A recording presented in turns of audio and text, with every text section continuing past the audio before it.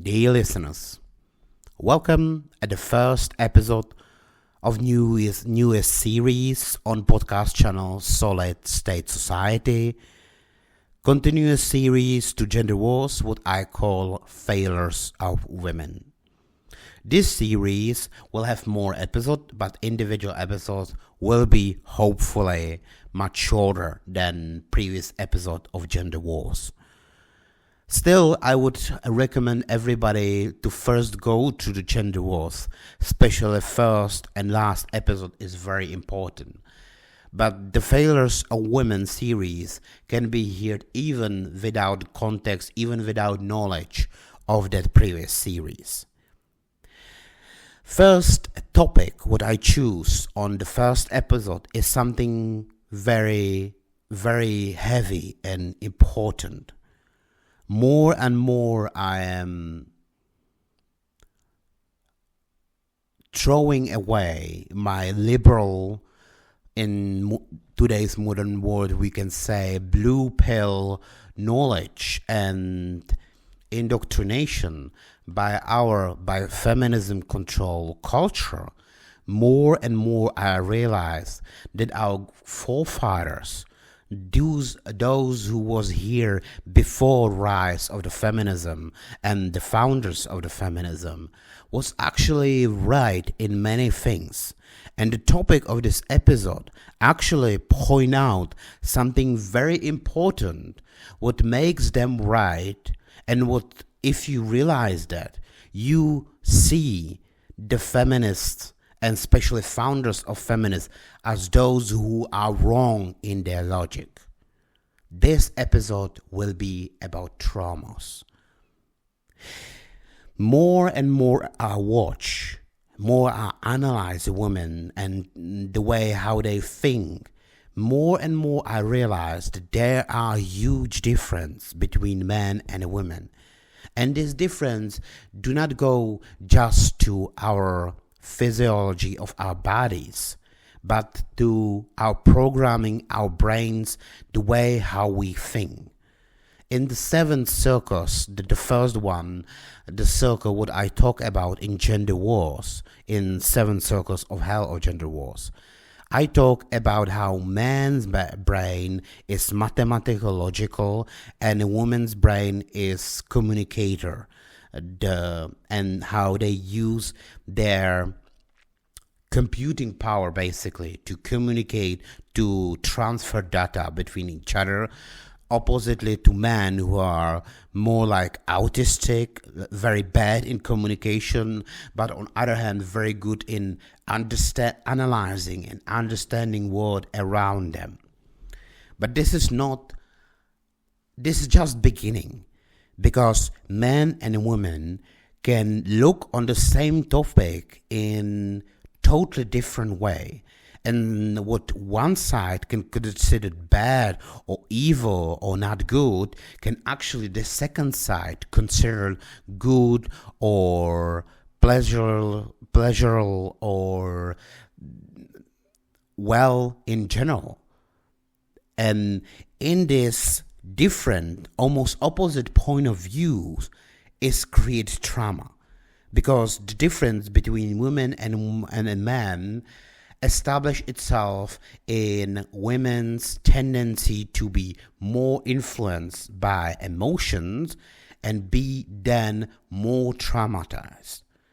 Traumatized means that they have something bad, negative emotion, influenced by negative emotion, what happens to them, and because of that, their functioning and then their thinking is negatively affected towards basically rest of their life. And this is what happening to men and women. I generally believe the gender wars is basically caused by misunderstanding of our two genders, because men and women cannot think to each other. We lose our ability to empathize with each other, and we both think different way, and we are unable to understand the opposite side, how they think and why they think the things what they think. And that's the issue. And because the women do not understand the man and how the man thinks, they see the actions or things what happening to them or to people around them only by their opinion, by their view, and that stress them very much, and that is creating trauma. What I'm talking about? It's few days when I watch episode one of the series, of typical female series, where females was talking about their traumas, about negative things what happened to them. Most of the themes of this talks was some kind of sexual abusing in the childhood. And there was one girl who was talking about how she was not raped but abused, and then she basically spiraled to life of promiscuity that did not made her well, and she basically struggled in first years of her life. But my point and what struck me was, and one notice how I always think and always take what women are actually saying. And especially from Seven Circles of Hell, that I'm pretty aware how women communicate, and how, because they are good in communication, how they have constant tendency to lie and manipulate. And they do it very often. But still, I always take what they are saying. I always believe women. I just take what they are trying to say and start to think also different way than basically objectively than they are trying to lure me to their subjective view of things. And this girl was very, very similar, because she talked story how basically she became very mature when she was, I believe, 12 years old.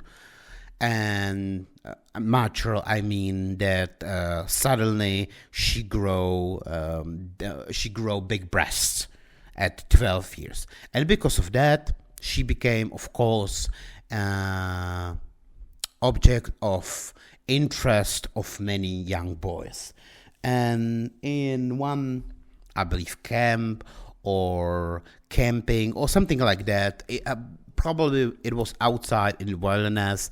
She was with a group of other people, parents, and they have other children and another teenage boy, and she ended up to have oral sex with that boy, and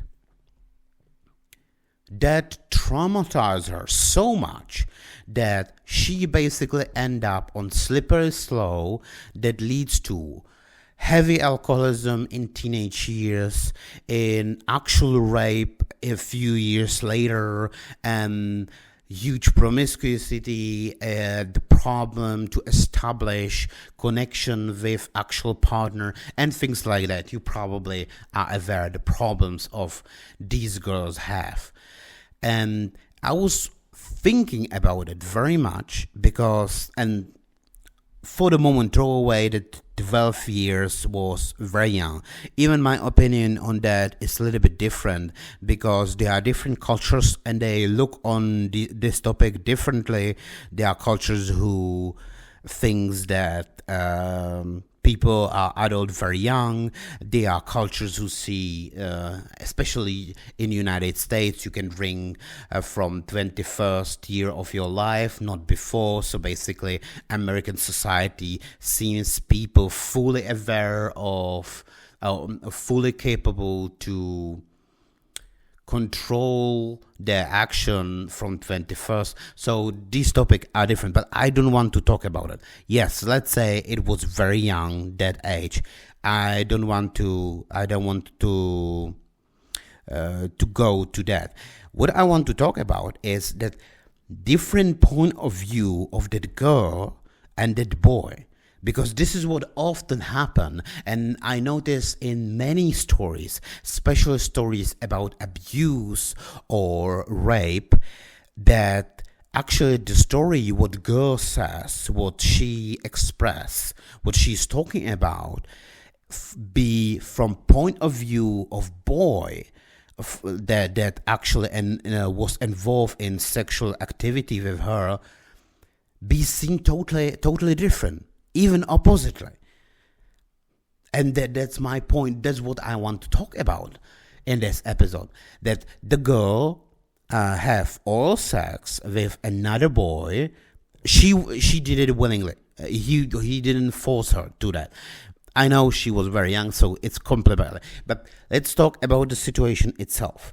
Situation is that she's young, she's not prepared, and by the way, her example is actually a very good example why we actually have established levels of adulthood to achieve in sexual activities, because maybe people are not really prepared for that. By the way, this is basically the message of Lolita, the book and the movie. The message of the Lolita is that you should not sleep, especially when you are some kind of paternity figure. You should not sleep with younger, even when physiologically she's capable to have children in her age. You should not do that because she is not mentally prepared. And the main character from Lolita actually realized that what he done, that by starting to sleeping with her, he took her childhood. So this is basically the message, that they are not prepared. But what I want to talk about is that she seen situation as bad and she was traumatized by that situation. But the problem is that she decided situation is troublesome, it was bad. On opposite side, the young boy what she have slept with could actually consider that experience very well. Maybe he is just remembering that all the time, and he says, yeah, that young girl what I was with that many years ago, she was young and we have good time together. And he is not even realizing that she have trauma for that. And that's what I want to talk about. How many things can actually cause trauma on females' mentality. And it's not just in sexual way, but in many ways. Women describe many times that if there is some like dark street, or there is public transportation station, public transportation stop, that during the evening and night it's too dark and they feel insecure, that they could have trauma from that, and then they try to avoid it. On oppositely towards man, yes, and even man can be in serious dangers, and we know that actually men are by statistically are the ones who can be robbed, can be even killed on the streets. But the point of my talking is that men, even when they feel some kind of fear or higher awareness from the place like that, they are not traumatized by that. They just continue to work, even when they feel insecure on that station during the night. They do not start to avoid that, because they can basically handle negative emotion. Compared to the women's actually, if they almost like suddenly, if they feel some kind of negative, if they have some kind of negative experience, they are traumatized by that. And if you accept this thinking, if you start to think about it, it's actually making huge point for our, let's say, patriarchy forefathers before rise of the feminism. They treat women as the children.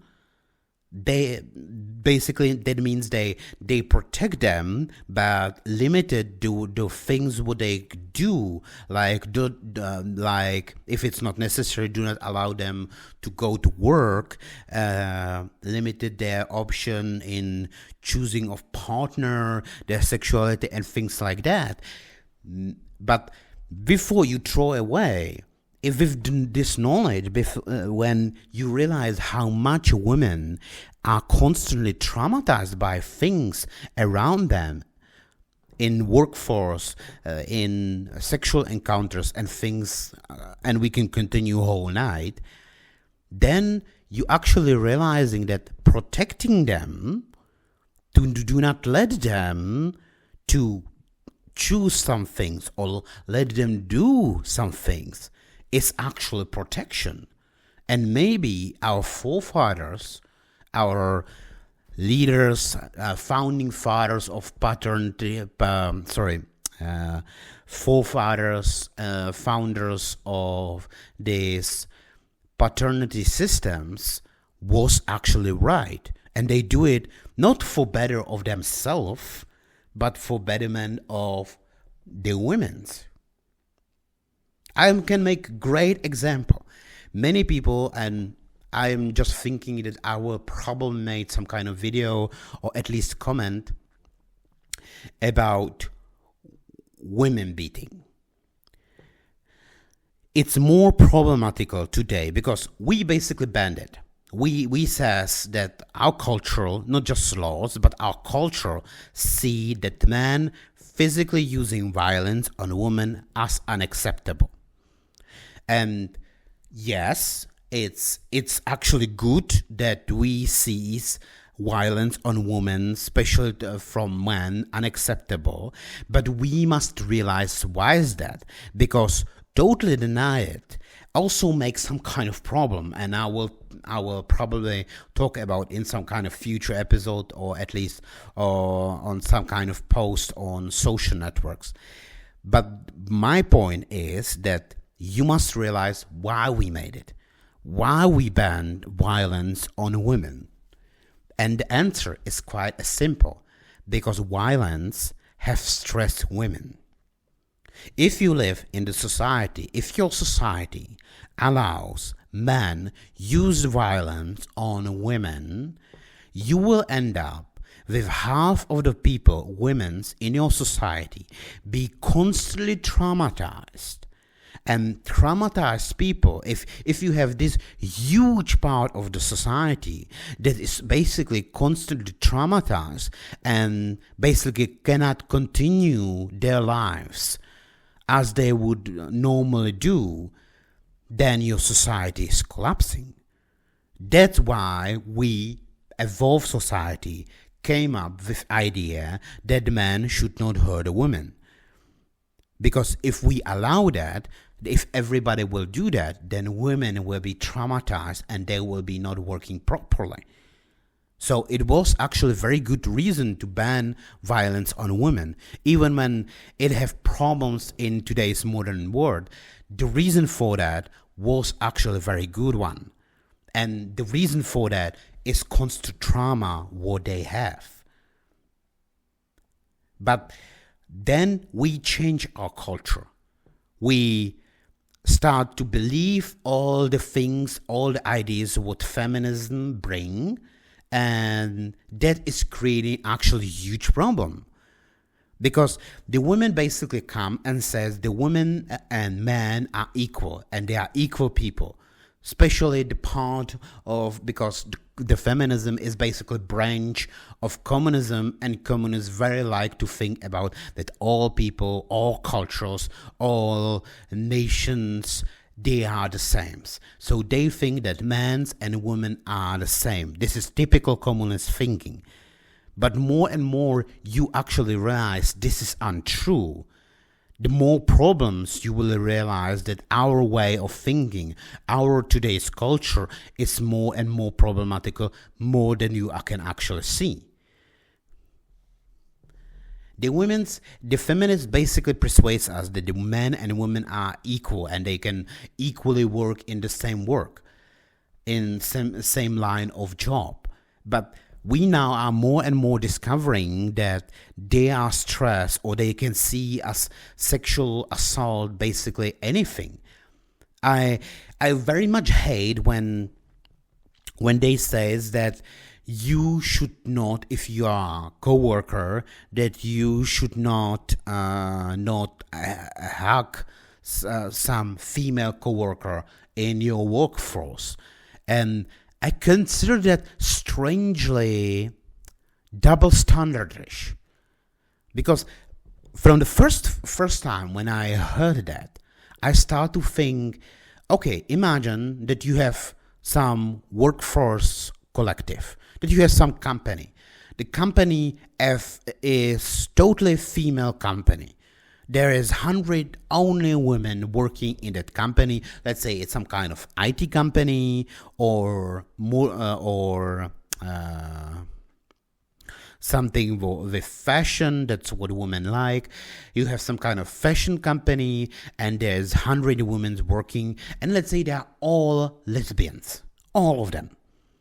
And as the company grows, they hire more people, and they hire more another women. They are, let's say, from their group, so not lesbians, but then they actually hire for some position what they cannot find some women from outside that is not lesbian, but she's still women.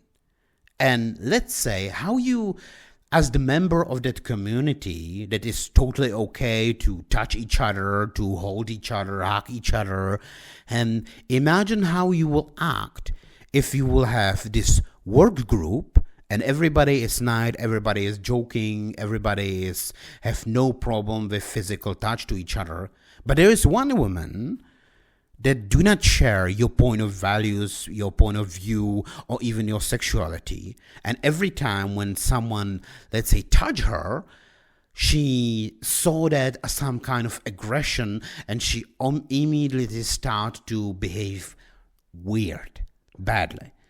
How you would treat that person? How you will look on that person? The answer is simple. You will not like the person like that. You will not like to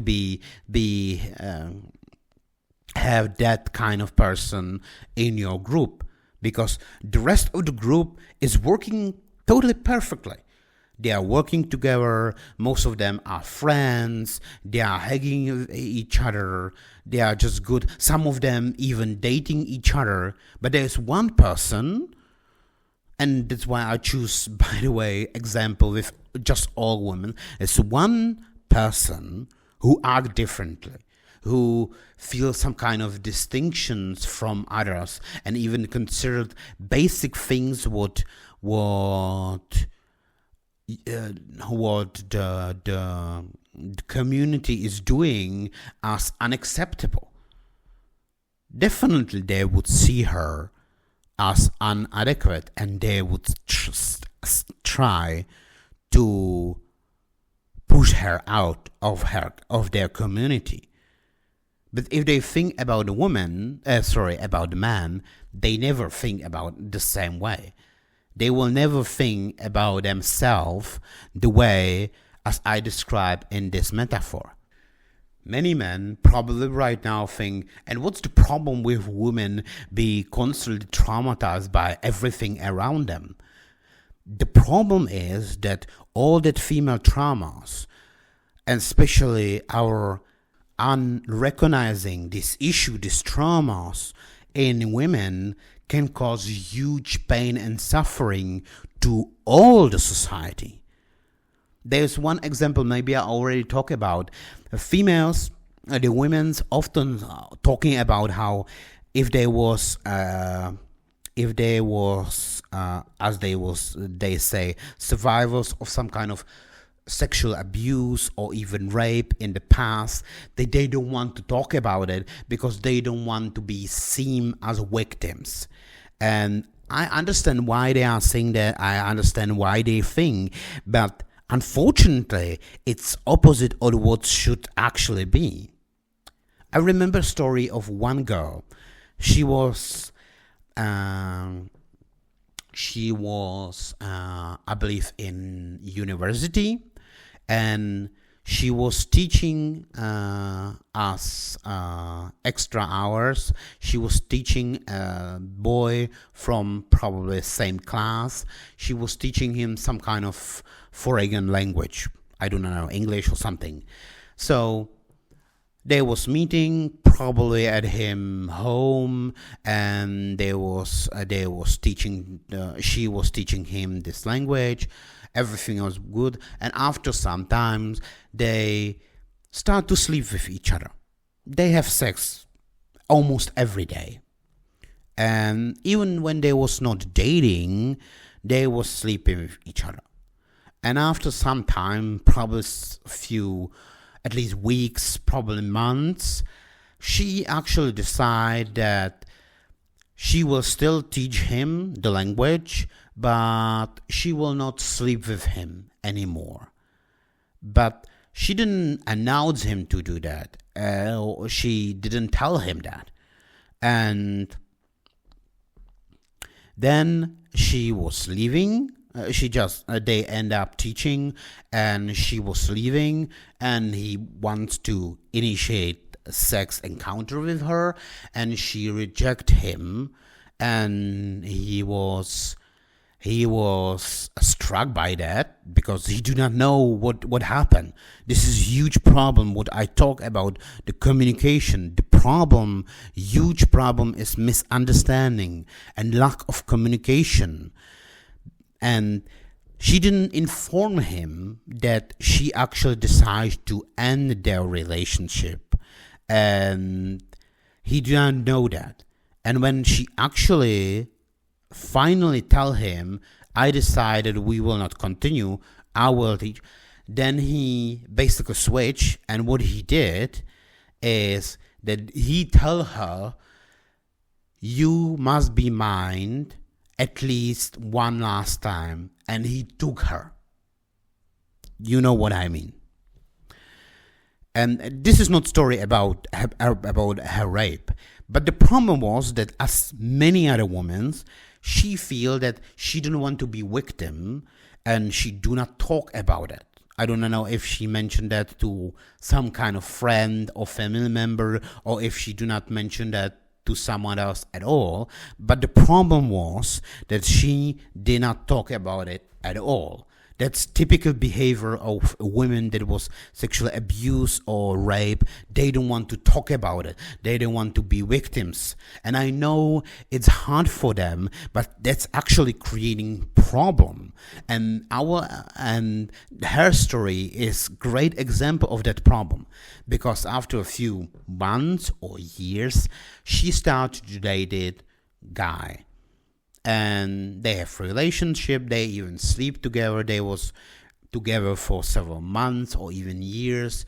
Everything was great, but she never informed him about this, that she never told him what happened and how it happened.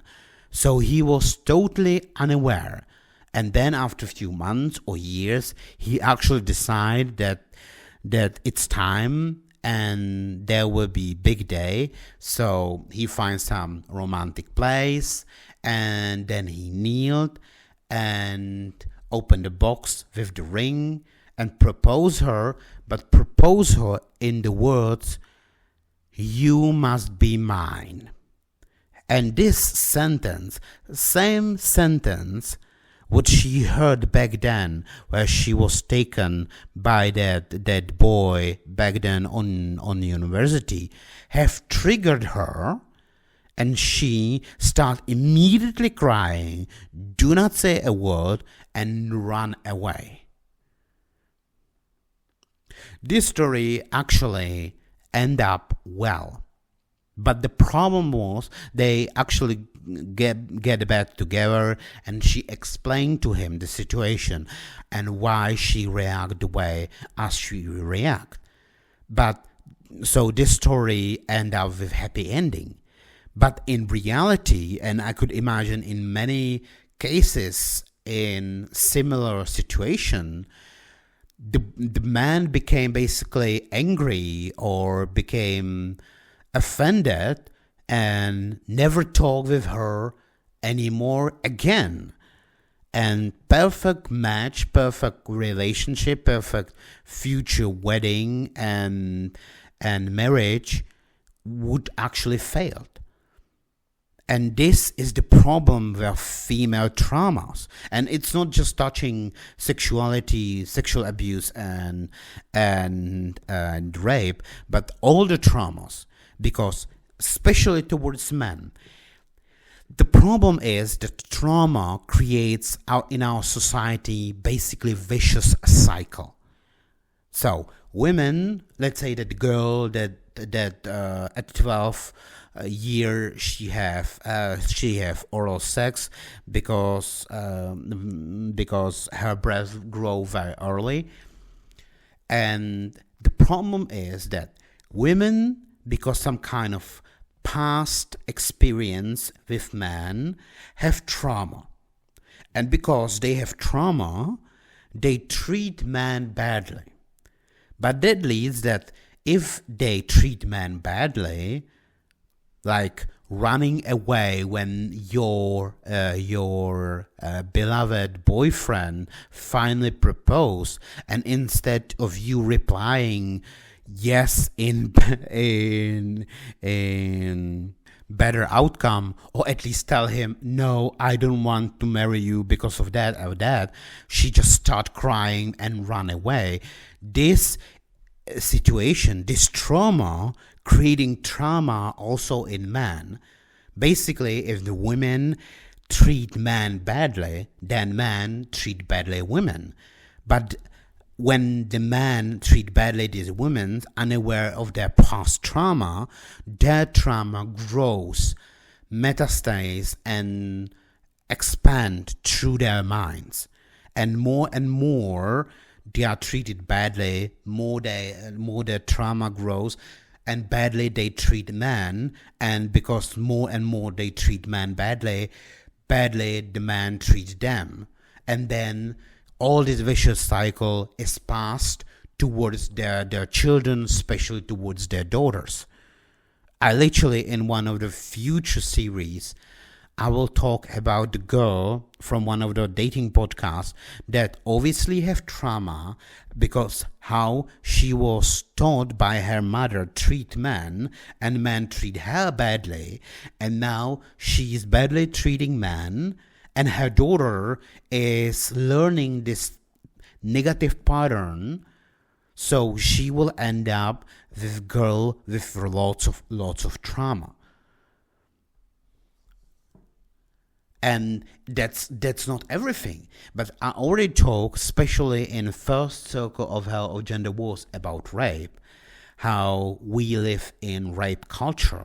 Basically, what I meant is that we believe in culture where the females, our women, are trying constantly communicate, especially constantly talking about all sexual abuse, all the rapes, and repeated all the basically scary the shit out of all other women's, and that is even multiplying their trauma. And more they are traumatized badly, worse their life are, and badly and worse they have impact on rest of the society, especially men. And it's also funny if you think about it, that especially feminism, as one of the branches of communism, try to persuade, and they was unluckily for us successful, that women and men are the same and society should treat men and women the same. That leads to all these absurd times when we let in sport compete physical man with physical woman. That's absurd. But it's also, there is one flaw in that logic. The woman says, and modern feminist, by feminist control women, are constantly saying that they are equal of men and they should have same right. And we should totally take their words. Whatever they want, we should take them with same value as the man. That's why they created their saying, believe all women. Because in the past, we did not believe all women. Because we knew in the past that the women are most likely lying. And we did not heavily punish women for lying. That's, by the way, great example of double standards in our society. If the man, let's say, is violent towards women, we as the society, not just states, but also as the culture, we recognizing that as bad. And we immediately start to act against behavior like that.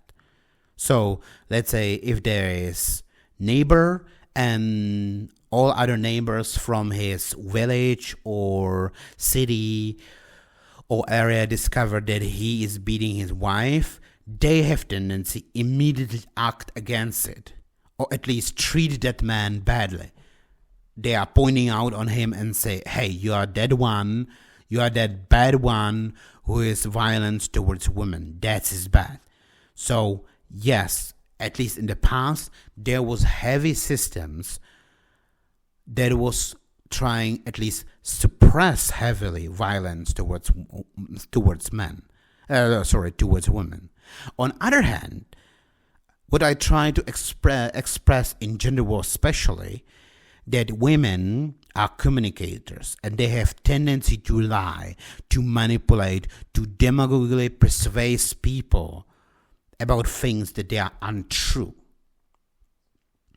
But if we actually discover, if we see that a woman is lying, the woman is trying to manipulate someone, the society do not act towards her same way as we act towards man who is violent against women. And that's unfairness. Because I know that many will not believe that the negative female behavior, their lies and manipulation can cause at least the same level of damage.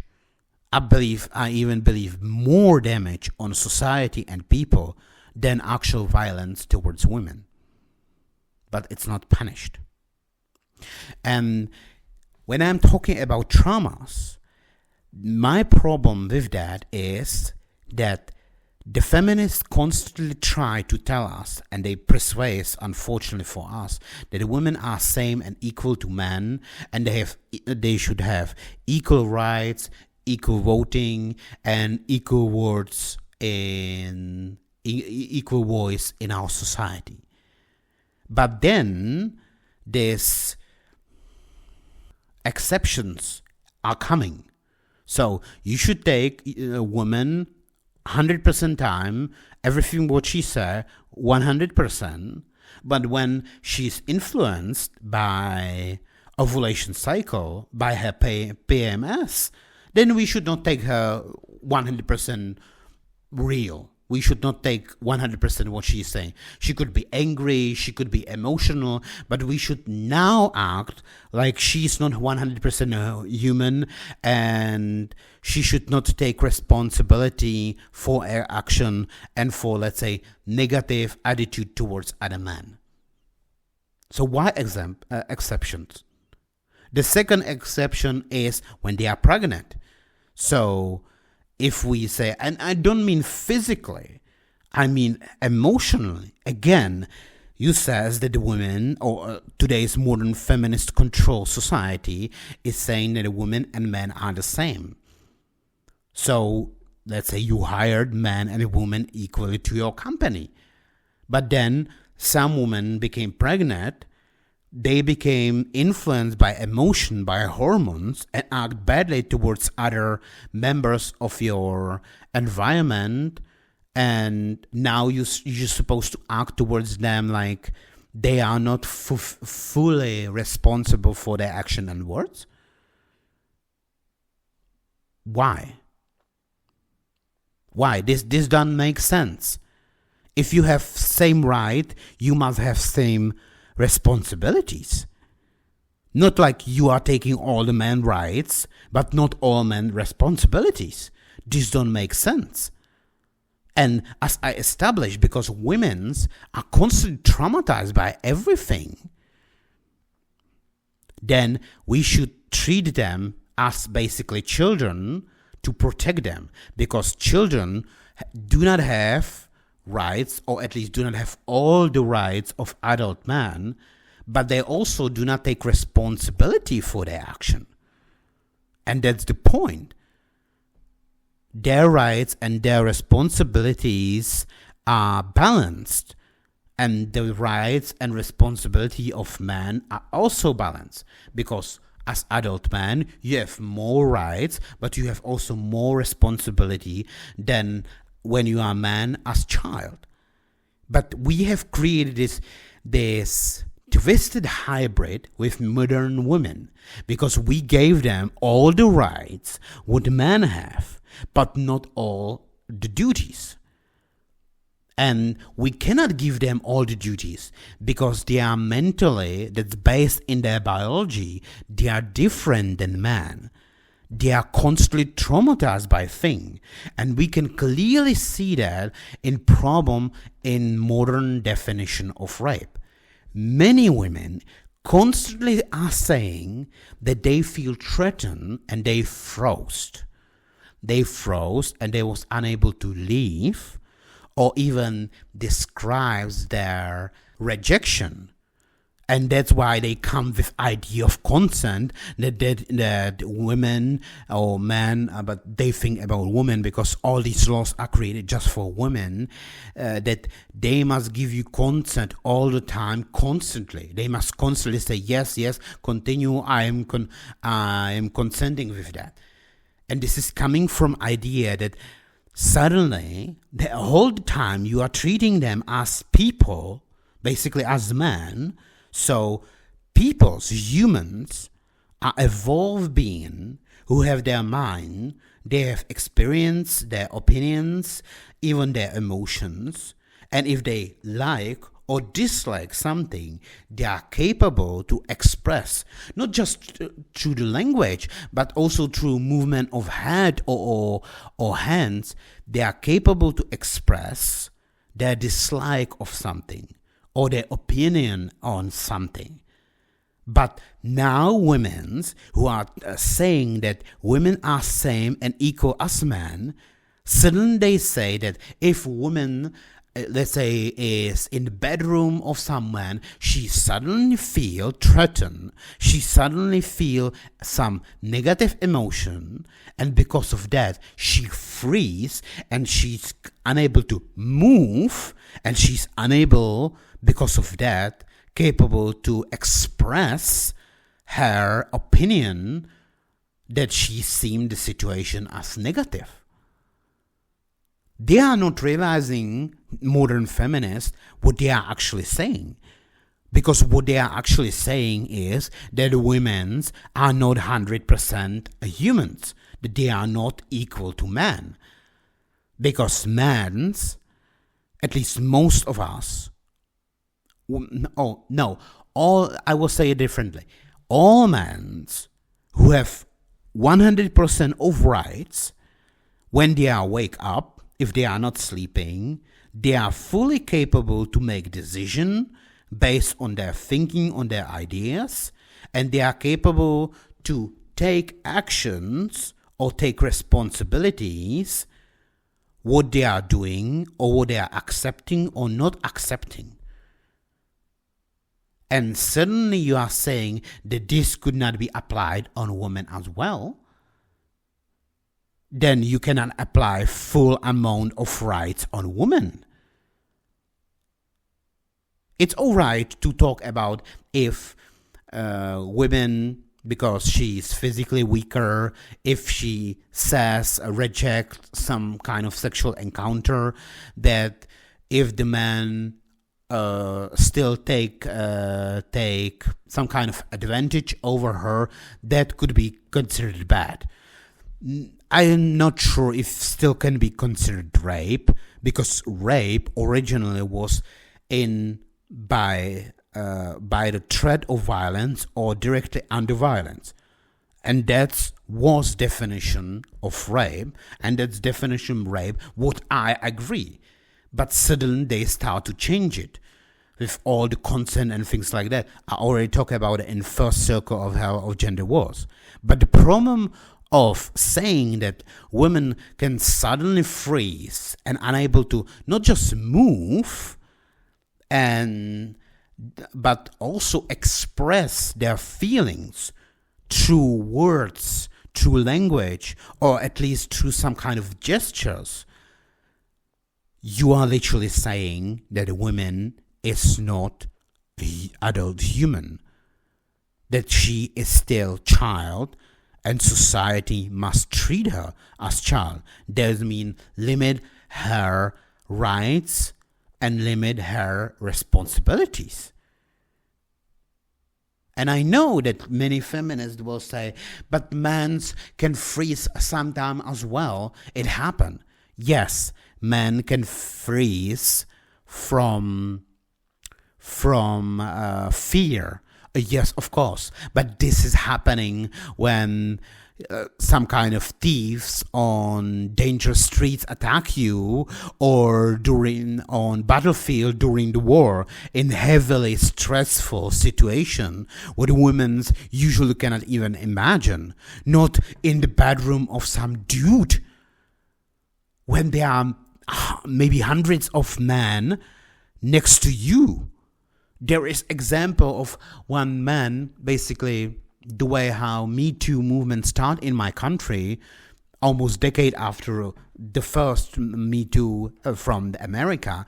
They accused a man, very famous politician, of raping several girls, and the girl suggests that she feel threatened and she was raped because she cannot move and she cannot express her rejection of that act when they was in small kitchen inside of building where there was literally next to them dozens of people. An entire building is hundreds and hundreds of people. One scream and at least dozens of people will just come to look what is happening. But now she is claiming that she was unable to move and express her discontent. Okay, dear ladies, if you want to play this game, we can. We can say that. But if we say that, we must say, or if we say A, then we must say B. If the woman is not capable to fully consent because she freezes or something like that, if we say that a woman, when she's awake, is not capable to make from 100% of time adequate decision and take responsibility for her action, expressing her thoughts and ideas and emotions through language or other type of communication, then she's not human. And she does not deserve rights of human. So basically, our forefathers, these evil patriarchies, what feminists claim, was maybe more right than we are realizing. Because more and more we are treating, society, women equal to men, basically giving their ability to have same rights as the man, and we are expecting to take same kind of responsibility as man. We are discovering that this is not working, that they are actually traumatized by things what if they are forced to do, men are not traumatized as the women. Thank you very much for listening of first episode of series Failures of Women. And in next episode, see you. Goodbye.